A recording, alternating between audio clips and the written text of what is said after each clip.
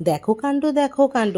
সে আবার দিদুনকে বলে, দিদুন কুমড়ো নেবে? দিদুন বলে, দেখ তুই তো কুমড়ো খাস না, কি করতে নেবো কুমড়ো?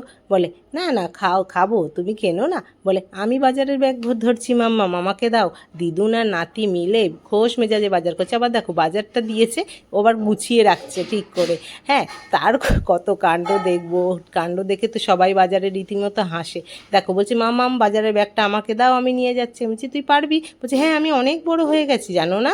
দেখো আমি বললাম, ঠিক আছে চল, তুই কত দূর নিয়ে যেতে পারিস দেখি। চললো ব্যাগ নিয়ে, বাজারের ব্যাগ নিয়ে। আমি বললাম, ঠিক আছে, আমার তাহলে অনেক কাজ কমে গেল। হ্যাঁ, আর বাজারে গেলে কে নাই উঠছে না, সবাই উঠছে না, সবাই ওকে দেখে খুব ভালোবাসে আর ওর পেছনে লাগে, ওর সঙ্গে গল্প করে, কথা বলে। দেখো এই রুটির দোকানদার দাদা বেরিয়ে এসেছে, ওর সঙ্গে গল্প করছি। ও যেখানেই যায় গাড়ি নিয়ে যায়, সেই গাড়িগুলো নিয়েই ওকে খচায়। যে দিদিগুলোও কথা বলছে।